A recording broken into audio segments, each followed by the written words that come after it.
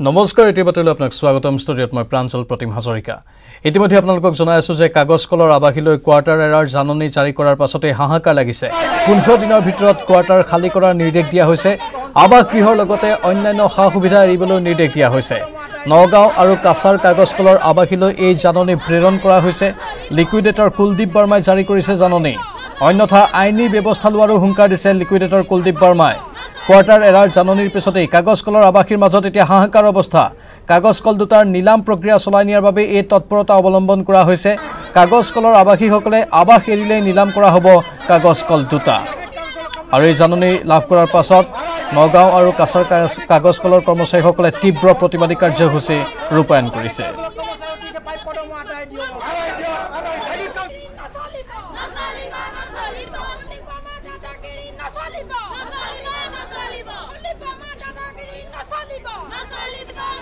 आमार सतीर्थ सांबादिक अनिरुद्ध आछे काछार कागज कলৰ পৰা পোনপটীয়া সম্প্ৰচাৰত अनिरुद्ध আপোনাৰ কাষলৈ গৈছো আৰু অধিক জানিব বিচাৰিছো যেহেতু এই সকল লোকৰ প্ৰতিবাদ এতিয়া চলিয়ে থাকিব যেতিয়ালৈকে এই সিদ্ধান্ত উঠাই লোৱা নহয় আৰু কি তথ্য আছে আপোনাৰ লগত হয় প্ৰাঞ্জল আমি এতিয়া আহি পাইছো কাছাৰ কাগজ কলৰ ভিতৰত আৰু ইমানখিনি আপুনি দেখিব পাৰে বহুত কেইজন ইয়াতে ৰখি আছে অলপ আগতে দেখিছো বহি কথা পাতি আছিলে কি নেক্সট ষ্টেপটো কি হ'ব আমি এজন দুজন লোক কথা পাতিম এইবিলাক এতিয়া যেতিয়া লিকুইডেটৰে বৰ্মা যেতিয়া ইয়ে কৰি দিছে কি ক'ব আপোনালোকে দেখুন লিকুইডেটৰে আমরা যে চিঠি দেওয়া হয়েছে ও তো 15 দিনের ভিতরে আমরা এখান থেকে যাইমো গিয়া কেন যাইমো গিয়া 15 দিনের ভিতরে আমরা কি কোয়ার্টার জবরদখল করে রাখছি না আমরা কোয়ার্টার কেউ দিছে নিশ্চয়ই আমরা কোয়ার্টার দেওয়া হয়েছে এখন আমরা চিঠি দেওয়া হয়েছে তো আমরা কি উগ্রপন্থী হ্যাঁ আমরা চিঠি দেওয়া হয় আমরা এই যত আজকে প্রায় 56 মাস হয়েছে একটা পয়সা দিছে না এই কুলদীপ বর্মা আসার পরে একটা পয়সাও দিল না এখন বলছে বিনা পয়সায় বাড়িতে চলে যাও আমি এতদিনের ভিতরে ইয়ে দেবো তাহলে পুলিশ ডেকে তোমাদের বের করে দেবো কেন বের করে দেবে আমাদের আমরা কি চোর না ডাকাত এই 56 মাসের পয়সা না দিয়ে এখন আমরা চলে যাব কিরকম যাব কতজন আছে ঘর বাড়ি নাই কিছু নাই ওরা কিরকম ঘর বাড়ি বানাবে হ্যাঁ আমাদের পয়সা সব দেখ আমরা ওদের কোয়ার্টার ছেড়ে চলে যাব আর পয়সা না দিলে আমরা যাব না আমরা এখানে মরবো লাশ আমাদের যাবে রাস্তা ব্লক করব দেখি কুলদীপ বর্মা কেমন শক্তি হয়ে গেছে হ্যাঁ আমাদের এখান থেকে সরাতে পারে আমরাও চেষ্টা করব আমাদের পয়সা দিয়ে দাও আমরা চলে যাব আমাদের কুলদীপ বর্মার সঙ্গে আমাদের কোনো ইয়ে নেই দ্বন্দ্ব নেই আমাদের পয়সা দেও আমাদের সিএম যেটা বলছেন পয়সা দেবেন দয়া করে উনি আমাদের পয়সা দিয়ে দেন আর বাকি পয়সাগুলো আমরা কোর্টে আমরা যেটা পাবো আর যদি কোর্টের বেজাল না জানতে ইয়ে চায় আমাদের 56 মাসের পয়সা দিয়ে দেব আমরা চলে যাব আমাদের ইয়ের সঙ্গে সঙ্গে কোনো আমি আরো বেলেগৰ रिएक्शन বিলাক লম আপনি কি কব আপনি एक्चुअली देखिए कुलदीप वर्मा जो अभी कर रहा है ये टोटली गलत कर रहा है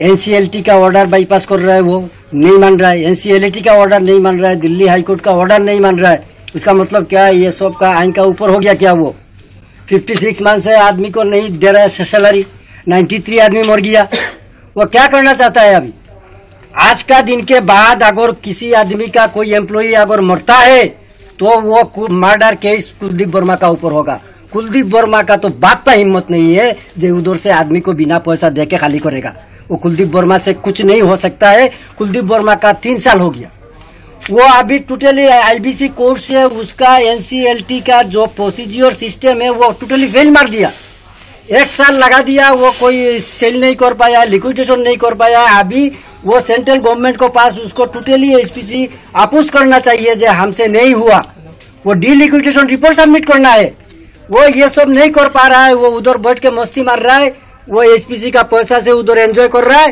और आदमी को उधर टॉर्चर कर रहा है ऐसे बोल के दे रहा है जो आज क्वार्टर खाली करो कल इलेक्ट्रिसिटी काट देगा कल पानी बंद कर देगा कल वो बंद कर देगा क्या टॉर्चरिंग कर रहा है आदमी बच्चा लोग पढ़ाई कर रहा है कल से ये रिपोर्ट आने के बाद आदमी लोग का पढ़ाई खत्म हो गया आदमी लोग नर्वस हो गया अभी कौन कहा जाएगा बिना पैसा से बोलिए 56 मंथ सैलरी नहीं मिल रहा है अभी आदमी कहा जाएगा वो क्या इतना इनह्यूमन एक्टिविटीज वो कर रहा है उसको देखने वाला कोई नहीं है क्या यही बोलना चाहता हूँ जो एनसीएलटी का टोटल कानून हाईकोर्ट का कानून सब कुछ ओवर रूल करके ये एक इनलीगल एविक्शन नोटिस वो दिया है আপুনি এটা ভাল কথা কৈছে, বহুতকেইটা ছাত্ৰৰ কথা কৈছে।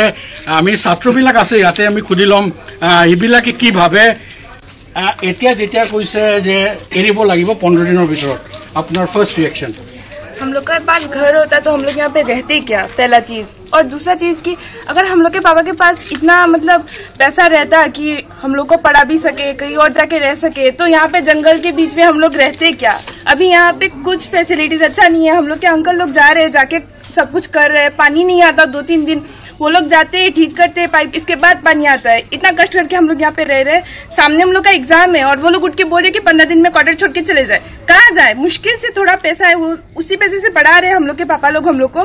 और अभी चाह रहे हैं कि हम लोग घर छोड़ के चले जाए। जाएंगे तो कहीं और जाके रहना पड़ेगा, वहाँ का रेंट कहाँ से देंगे, पैसा ही नहीं दे रहे, बिना पैसा दे के बोल रहे चले जाओ यहाँ से। कहाँ जाए हम लोग, सड़क पे चले जाए, भिखारी बन जाए। बोलते हैं कि बेटी बचाओ बेटी पढ़ाओ, स्लोगन दे देंगे, ये करेंगे वो करेंगे, गवर्नमेंट प्रॉमिस करती है, फिर जाके क्या करते, कुछ नहीं करते। खत्म, वोट मिल गया, सीट मिल गई, खत्म उसके बाद सब कुछ खत्म। हम लोग का लाइफ भी खत्म, पढ़ाई भी खत्म। अभी हम लोग पढ़े कैसे, सामने एग्जाम में कहाँ जाके कैसे क्या करेंगे हम लोग, कुछ भी वो लोग को समझ में नहीं आता। जैसे कि वो लोग एजुकेटेड है, वो लोग को पता है पढ़ाई का कितना इंपॉर्टेंस है, इसके बाद भी बच्चों के फ्यूचर को लेके वो लोग ऐसे तमाशा करते रहते हैं। আপুনি ক'ব নেকি? मैं यही बोलना चाहती हूँ, अब हम लोग ने तो पूरा डिसीजन ले लिया 15 डेज के बाद निकल जाना है। हम लोग कहाँ जाए, हम लोग का भी तो कुछ वो था, इतना दिन बंद था, पापा लोग का जितना भी सेविंग्स था सब इतना साल में निकाल दिया। अभी हम लोग क्या करें, हम लोग को कुछ तो पैसा चाहिए ना, वो लोग देंगे तो हम लोग को भी रहने का कोई शौक नहीं, हम लोग भी निकल जाएंगे। कुछ जहाँ पर जाएंगे उधर एक थोड़ा तो पैसा लेके जाना पड़ेगा ना, ऐसे तो जा नहीं पाएंगे ना। हम लोग का फ्यूचर, हम लोग तो अपना फ्यूचर भी छोड़ दिया है, एटलीस्ट रहने का तो जगह मिल जाए। इसलिए मैं बोलना चाहती हूँ, आप लोग थोड़ा तो पापा लोग का मतलब सैलरी दे दीजिए, तो हम लोग कहीं जाके रह सके। हम लोग का पैसा दे दीजिए, हम लोग खुद ही चले जाएंगे, हम लोग को रहने का कोई शौक नहीं है इधर। তো প্ৰাঞ্জল দেখিছে এটাই কথা, পইচা দি দিলে চেলাৰী 56 মাহ হৈ গ'ল, এতিয়াও ধৰ্মা দিয়া নাই। ধৰ্মাটো পালে এৰি ইয়াৰ পৰা গুচি যাব যিমানখিনি এমপ্লয়িজ আছে। নিশ্চয় অনিৰুদ্ধ, ধন্যবাদ জনাইছোঁ। এয়া মনৰ ক্ষোভ অসন্তুষ্টি এইসকল কৰ্মচাৰীৰ পৰিয়ালৰ সদস্যৰ। কি কৰিব তেওঁলোকে, ভৱিষ্যত অন্ধকাৰ দেখিছে। চৌদিশৰ পৰা তেওঁলোকক কেৱল হাতে মৰাৰ এক চক্ৰান্ত চলা বুলি তেওঁলোকে উল্লেখ কৰিছে। চৰকাৰে যদি অনতিপলমে এই ক্ষেত্ৰত পদক্ষেপ গ্ৰহণ নকৰে তেনেহ'লে তেওঁলোকৰ অৱস্থা তথৈবচ হৈ পৰিব বুলিও উল্লেখ কৰিছে। 15 দিন নহয়, 15 মিনিটত খালী কৰিম। 15 দিন নহয়, 15 মিনিটত খালী কৰিম বুলি আমি কথা দিছোঁ। কিন্তু ইফালে একাউণ্টত পইচা ভৰাই দিয়ক আমাক, ইফালে আমি কোৱাৰ্টাৰ খালী কৰিম। তেওঁ আহি আমাক আৰু ক'বলৈ নালাগে কোৱাৰ্টাৰটো কিয় খালী কৰি দিয়া নাই বুলি। আমাৰ অধিকাৰ, আমাৰ প্ৰাপ্য তেওঁ দিয়ক, আমি কোৱাৰ্টাৰ খালী কৰিম। তাৰ পৰা কলিকতাৰ পৰা এচি ৰুমত বহি আমাক ধমকি দিব নালাগে। তেওঁ যদি সাহস আছে আহক ইয়ালৈ, আমাৰ লগত ঠাণ্ডা কৰক আহি পেলাই। আমাৰ চৰকাৰৰ লগত ডিছকাছ চলি আছে, তাৰ মাজত তেওঁ ধমকি দি থাকিবলৈ তাৰ অধিকাৰ ক'ত পাইছে? আমাৰ তেজ আমি দিছোঁ মিলত, আমাৰ তেজ আছে এইটো মিলত। তেওঁ তাৰ পৰা বহি ওপৰতে কি কাৰণে আমাক নটিচ দি বিভ্ৰান্তি কৰিছে, আমাক ডিপ্ৰেশ্যনত পেলোৱাৰ কাৰণে। আমাৰ বহুত মানুহ চুইচাইড কৰি আছে, এতিয়াও যে কিবা নকৰিব তাৰ মানে নাই। কিন্তু তেওঁক মানে ৱাৰ্ণিং দিছোঁ, এনেকৈ আমাৰ মানুহক ডিপ্ৰেশ্যনত পেলাই মানুহক চুইচাইড কৰিবলৈ বাধ্য নকৰাব। তেওঁক আহক ইয়ালৈ, আমি 15 মিনিট সময় দিছোঁ, 15 মিনিটত আমি কোৱাৰ্টাৰ খালী কৰি দিম। তেওঁ আমাক অধিকাৰ দিয়ক, ইমানেই কৈছোঁ। তেওঁ আহক ইয়ালৈ, লাষ্ট ৱাৰ্ণিং দিছোঁ। তেওঁ বিগত এটা বছৰে ভ্ৰাম্যমাণ থিয়েটাৰ সমগ্ৰ ৰাজ্যতে বন্ধ হৈ থকাৰ পৰিপ্ৰেক্ষিতত এতিয়া কিছু আশাৰ ৰেঙনি কঢ়িয়াইছে। কাৰণ কিয়নো ৰাজ্যৰ কেইবাখনো আগশাৰী ভ্ৰাম্যমাণ থিয়েটাৰে এইবাৰ ভ্ৰাম্যমাণ থিয়েটাৰ মঞ্চস্থ কৰাৰ কাৰণে আগবাঢ়িছে।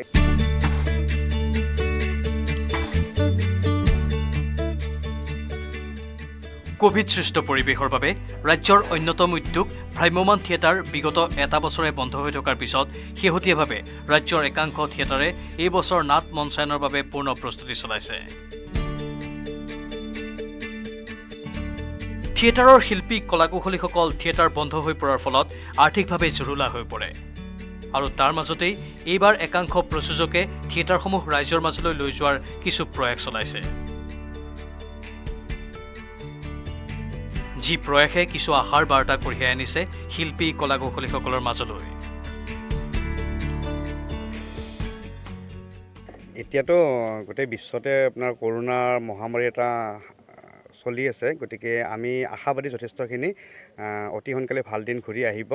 আৰু আমি ভাবিছোঁ অক্টোবৰৰ পৰা যিটো আমি থিয়েটাৰ এটা কৰিম বুলি আমি এইটো ভাবিছোঁ, সেইটো যদি পৰিস্থিতি ভাল হয়, গতিকে তাৰ আগে আগে আমাক কিছু সময়ৰ প্ৰয়োজন। আৰু সেই সময়খিনি আমি যিটো আমাৰ এটা নিৰ্দিষ্ট ঠাইত আমি কাম কৰিম, আমি এটা আখৰা গৃহ বুলি ক'লে আমাৰ এটা নিৰ্দিষ্ট ঠাইত আমাৰ এই কেইজন মানুহে আমি কাম কৰিম গতিকে আমি ছেপ্টেম্বৰৰ পৰা আমি আখৰাখিনি আপোনাৰ ৰিহাৰ্চেলখিনি আমি কৰি ছেপ্টেম্বৰ মাহটো আমি চাওঁ যদি পৰিস্থিতি ভাল হয় আমি অক্টোবৰৰ ফাৰ্ষ্ট সপ্তাহৰ পৰা আমি ৰাইজৰ মাজলৈ যাম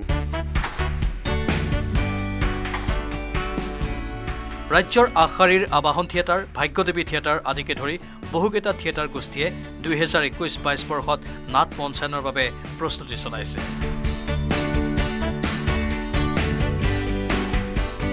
সমান্তৰালভাৱে ভ্ৰাম্যমাণ নগৰী পাঠশালা ৰায়পুৰত উদয়ন থিয়েটাৰেও নাট মঞ্চায়নৰ পূৰ্ণ প্ৰস্তুতি চলাই আছে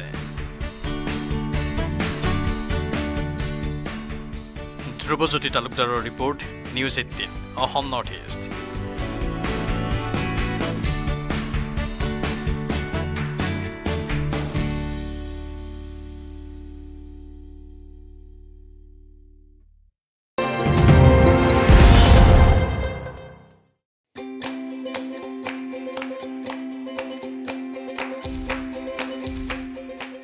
ৰাজ্যৰ ক্ৰীড়া ক্ষেত্ৰলৈ আকৰ্ষিত যুৱতী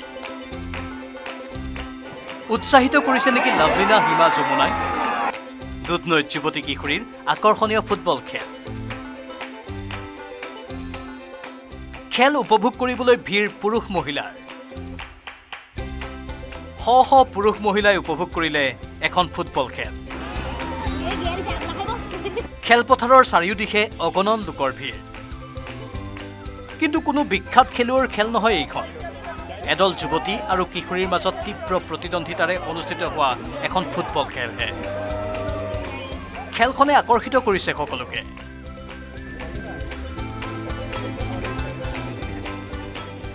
দুধনৈৰ নিকটৱৰ্তী ফফল গাঁৱৰ দৃশ্য এয়া গাঁওখনৰ খেলপথাৰত ফফল জ্যোতি সংঘৰ উদ্যোগত অনুষ্ঠিত হয় স্বৰ্গীয় বিনোদ ৰাভা সোঁৱৰণী ফুটবল প্ৰতিযোগিতাৰ চূড়ান্ত খেলত অংশ লয় নৱগ্ৰাম ফুটবল একাদশ আৰু বাখাৰাখুটি ফুটবল একাদশে যুৱতীসকলক ক্ৰীড়াৰ প্ৰতি আকৰ্ষিত কৰিবলৈ প্ৰচেষ্টা চলোৱা বুলি কয় উদ্যোক্তাসকলে আমাৰ গাঁৱে ভূঞে বহুতো ছোৱালীৰ প্ৰতিভা লুকাই আছে ছোৱালী টীমটো ইতিমধ্যে খেলা প্ৰেক্টিছ কৰি আছে সেয়েহে দুয়োটি দলকেই ইয়াত খেল প্ৰদৰ্শন কৰাৰ কাৰণে এটা সুবিধা দি খেলুৱৈসকলক উৎসাহিত কৰাৰ লগতে এই অঞ্চলৰ যিবোৰ পুৰুষ মহিলা সমন্বিতে আমি যাতে ছোৱালীবিলাকেও খেলিব পাৰে আমাৰ অঞ্চলৰ তাৰ কাৰণে এটা আত্মবল মনোবল যাতে হোক নিজৰ নিজৰ ল'ৰা বা ছোৱালীবিলাককো যাতে এই এনে সুন্দৰ ধৰণৰ খেলত অংশগ্ৰহণ কৰি নিজকে বিকশিত কৰি অঞ্চলৰ নাম লগতে ষ্টেটত তেওঁলোকে এটা সুনাম কৰিব পাৰে নিজৰ ভৱিষ্যত গঢ় দিব পাৰে তাৰ কাৰণে এই ব্যৱস্থাটো কৰা হৈছে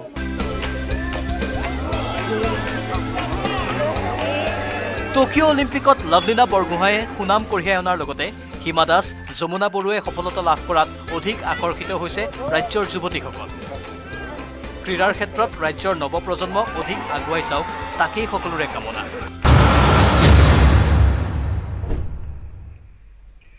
নগাঁও কাছাৰ কাগজ কলৰ আৱাসিক জাননী 15 দিনৰ ভিতৰত ঘৰ খালী কৰাৰ নিৰ্দেশ দিয়াৰ পাছতে যেহেতু প্ৰতিক্ৰিয়া সৃষ্টি হৈছে ইফালে এই সন্দৰ্ভত মন্তব্য আগবঢ়াইছে মন্ত্ৰী তথা বিধায়ক পীযুষ হাজৰিকায়ো কি ক'লে তেওঁ শুনাই লৈছো এবাৰ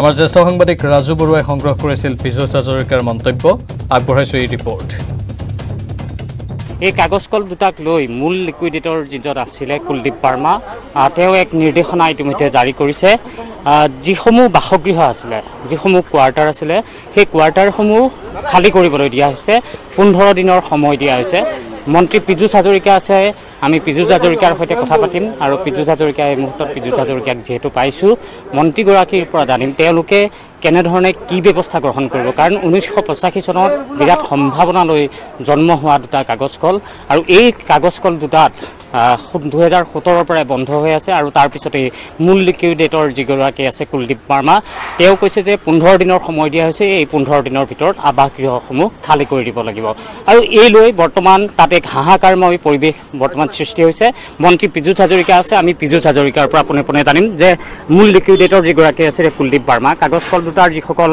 কৰ্মচাৰী তেওঁলোকক ঘৰ খালী কৰিবলৈ 15 দিনৰ সময় দিয়া হৈছে চাওক প্ৰথম কথা জাগিৰোডৰ হোক বা অশোক কাগজ কলৰ হোক যিসকল বাসিন্দা যিসকল এমপ্লয়ী তেখেতলোকৰ প্ৰতি আমাৰ ডেফিনেটলি কৰিবলগীয়া থাকিব, সমৰ্থন থাকিব। বিশেষকৈ মই যিহেতু জাগিৰোডৰ বিধায়ক, তেখেতলোকৰ প্ৰতি মোৰ সদায় সহমৰ্মিতা থাকিব বা আছেও।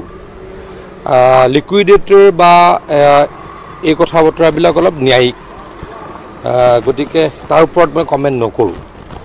কিন্তু এটা কথা মই ক'ব খোজোঁ যে আমাৰ পেপাৰ মিল কেইটাৰ যিকেইটা ইউনিয়ন বা এমপ্লয়িজ ইউনিয়ন, অফিচাৰ্ছ ইউনিয়ন, গোটেইখিনিৰে সকলোৱে এতিয়ালৈকে 4খন সভা মুখ্যমন্ত্ৰী ডাঙৰীয়াৰ লগত অনুষ্ঠিত কৰিছে।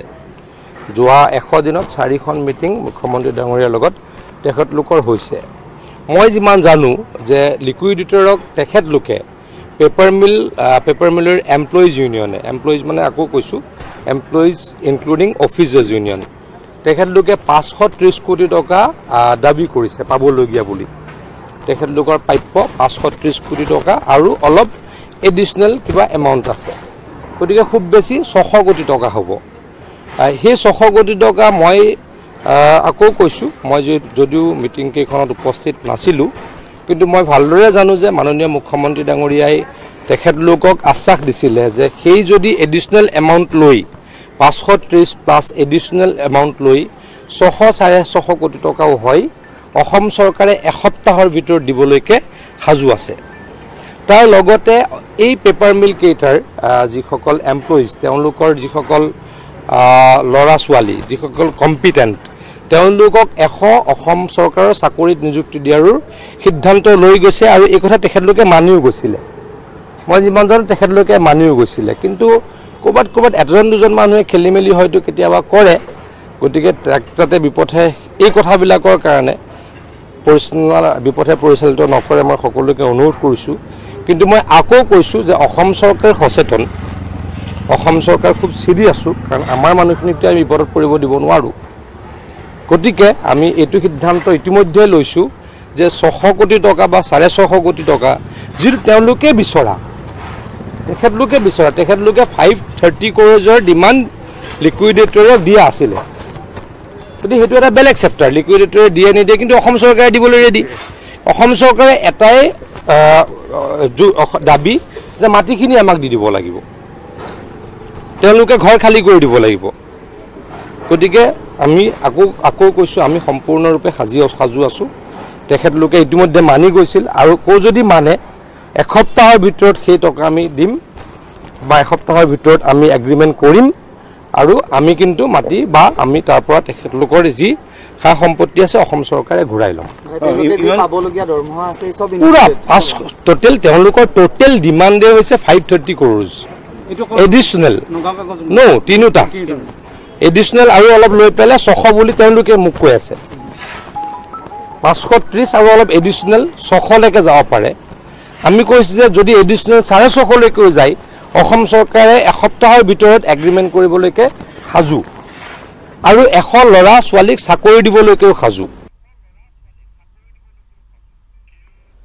সৰুপথাৰত ছাত্ৰ মুক্তি সংগ্ৰাম সমিতিৰ প্ৰতিবাদ। 2021-22 বৰ্ষত নামভৰ্তিৰ পৰা বহু ছাত্ৰ ছাত্ৰী বঞ্চিত হোৱাৰ বাবে এই প্ৰতিবাদ। ধনশিৰি মহকুমাৰ মহকুমাধিপতি কাৰ্যালয়ৰ সন্মুখত ছাত্ৰ মুক্তি সংগ্ৰাম সমিতিৰ প্ৰতিবাদী কাৰ্যসূচী। উল্লেখযোগ্য যে 2021 বৰ্ষত অভিলেখ সংখ্যক ছাত্ৰ ছাত্ৰী উত্তীৰ্ণ হৈছে হাইস্কুল শিক্ষান্ত আৰু হায়াৰ ছেকেণ্ডেৰী অৰ্থাৎ উচ্চতৰ মাধ্যমিক চূড়ান্ত পৰীক্ষাত। কিন্তু বৰ্তমান উত্তীৰ্ণ হোৱা ছাত্ৰ ছাত্ৰীৰ অনুপাতে আসন খালী নাই মহাবিদ্যালয়সমূহত। বুজন সংখ্যক ছাত্ৰ ছাত্ৰী নামভৰ্তিৰ পৰা বঞ্চিত হ'বলগীয়া হৈছে। অনিশ্চয়তাৰ মাজলৈ গতি কৰে বহু ছাত্ৰ ছাত্ৰীৰ ভৱিষ্যত।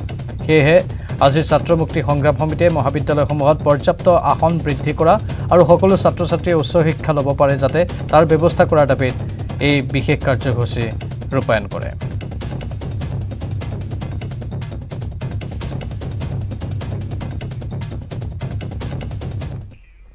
লখিমপুৰত পুনৰ আৰক্ষীৰ এনকাউণ্টাৰ। আৰক্ষীৰ গুলীত ধৰাশায়ী হ'ল দুৰ্ধৰ্ষ ডকাইত। আৰক্ষীৰ জিম্মাৰ পৰা পলায়নৰ চেষ্টা চলাওঁতে গুলীচালনাৰ ঘটনা সংঘটিত হয়। ভৰিত গুলী লাগে ডকাইত ৰাকেশ পেগুৰ। ATM চুৰিকে ধৰি বহু অপৰাধত জড়িত ডকাইত ৰাকেশ পেগু। লখিমপুৰৰ আমতলাত নিশাৰ ভাগত ৰাকেশক গ্ৰেপ্তাৰ কৰিছিল আৰক্ষীয়ে। দুদিন পূৰ্বে নাওবৈচাৰ ATM চুৰিৰ ঘটনাটো জড়িত আছিল এই ডকাইতটো। আহত ৰাকেশ পেগুক পাছত উত্তৰ লখিমপুৰ অসামৰিক চিকিৎসালয়ত ভৰ্তি কৰোৱা হৈছে। অসমকে ধৰি অৰুণাচল প্ৰদেশৰ বিভিন্ন থানাত ৰাকেশৰ বিৰুদ্ধে ৰুজু হৈ আছে বহুকেইটা গোচৰ।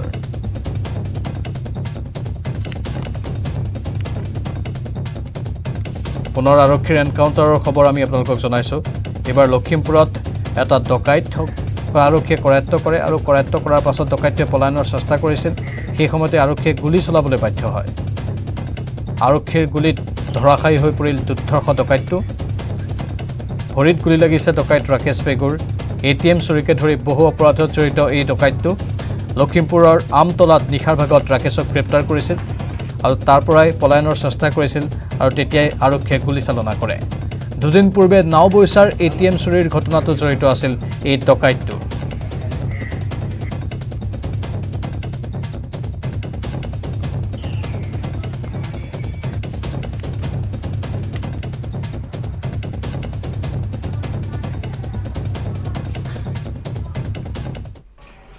এটা পেৰা অলিম্পিকত উজলিছে ভাৰতৰ খেলুৱৈসকল টকিঅ' পেৰা অলিম্পিকত আৰু দুটা পদক লাভ কৰিছে ভাৰতে শ্বুটিঙত সোণৰ পদক জয় কৰিছে মনীষ নৰৱালে মিক্স 50 মিটাৰ পিষ্টলত সোণৰ পদক জয় কৰিছে মনীষে শ্বুটিঙত ৰূপৰ পদক জয় কৰিছে সিংহৰাজ আদানাই বৰ্তমানলৈ ভাৰতে পেৰা অলিম্পিকত লাভ কৰিছে 3টা সোণসহ মুঠ 15টা পদক পুনৰবাৰ জনাইছোঁ অলিম্পিকৰ পৰা ধাৰাবাহিকভাৱে ভাল খবৰসমূহ আহি আছে মূল অলিম্পিক আৰু তাৰ পাছত এবাৰ পেৰা অলিম্পিকতে উজলিছে ভাৰতৰ খেলুৱৈসকল টকিঅ' পেৰা অলিম্পিকত আৰু দুটা পদক লাভ কৰিছে ভাৰতে শ্বুটিঙত সোণৰ পদক জয় কৰিছে মনীষ নৰৱালে মিক্স 50 মিটাৰ পিষ্টলত সোণৰ পদক জয় কৰিছে মনীষে ইফালে শ্বুটিঙত ৰূপৰ পদক জয় কৰিছে আন এগৰাকী খেলুৱৈ সিংহৰাজ আদানাই বৰ্তমানলৈ ভাৰতে পেৰা অলিম্পিকত লাভ কৰিছে 3টা সোণসহ মুঠ 15টা পদক